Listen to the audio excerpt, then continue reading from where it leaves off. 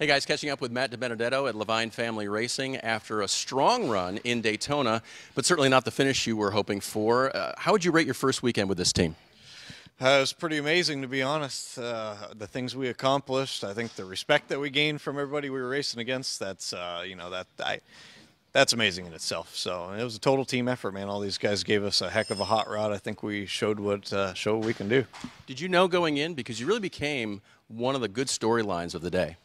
Yeah, I mean, I didn't really know what to expect. I knew we had a fast car. The Toyota's an amazing group to work with, so I expected good. I didn't know we would lead the most laps of the Daytona 500 and really be in control of a lot of the race. So strategy-wise, it was interesting. Dustin Long talked with Denny Hamlin at the Champions Breakfast and sort of brought out the unholy alliance between Toyota and Chevy for this. When were you told, Matt, that this was going to be an idea to work together, and what was your reaction?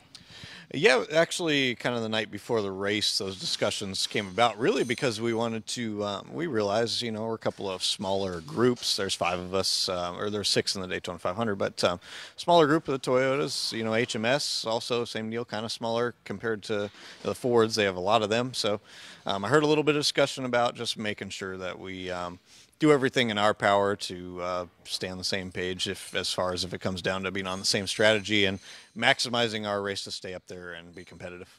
And when you guys did that kind of opposite strategy, in your mind, were you thinking, hey, this is a pretty good idea? Yeah, especially when we were lapping cars. That was fun. So no, it was neat. It worked out, and our cars lined up were so fast, and we were leading the train, and I couldn't believe the lap times we were running. We were absolutely flying. Our cars ran so good. So it was neat to be pulling the train and catching all those guys. And you talk about that part of the racing. That was some of the most amazing of the 500, I think. What was it like? I'm leading, I have to dodge, I have to dice, and hopefully not mess this up. Yeah, so a lot of pressure. I mean, you know, you don't think about it when you're in the race car that, hey, this is Daytona 500. Oh, my gosh, this is all going on.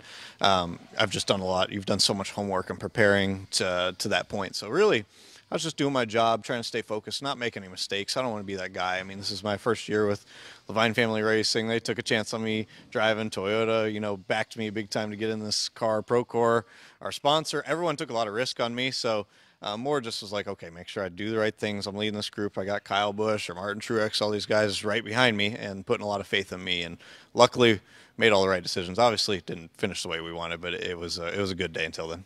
You bring up Levine taking a chance on you. Back in the day, Joe Gibbs Racing took a chance on 17-year-old Matt DiBenedetto, and the day really played out for a nice storyline with our loss of JD Gibbs back in January, and then for Denny to win in the 11 car. I know that meant a lot to you personally. It did, man. It's been emotional. It was tough. Gosh, when I learned, you know, when I heard the passing of JD, I knew the situation, but I no doubt about it, I would not even be anywhere in this situation without him. He was the guy. He was the one that I was emailing him as a kid, racing late models, bugging JD Gibbs, and he would respond to my emails, took so much interest. We raced against their late model team, and that guy took so much interest in me, brought me in their race shop, gave me the opportunity. So I owe my career, my livelihood, everything to him. And not only that, he taught me so much as a human, how to be a good person. And so yeah, I'm here today because of him, and that was an amazing storyline. So even though it was a tough day for us, amazing that all of us did that 1-2-3 finish, and that was for him, man. Let's look forward a little bit. Atlanta comes up, and we get into the regular season, if you will. What are your expectations with the new rules, and what do you know going in?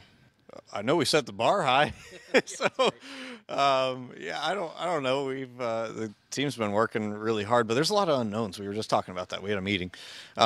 It's weird going into a season with so many unknowns. New aero package, engine package. So I don't know.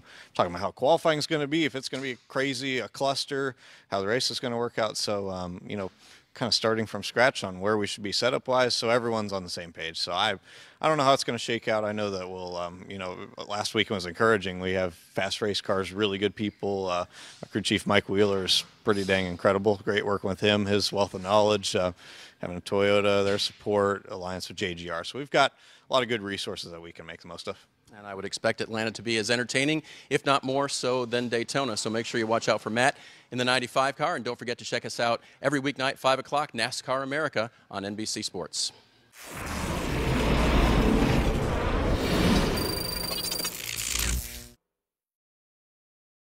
Hey NASCAR fans, thanks for checking out the NBC Sports YouTube channel.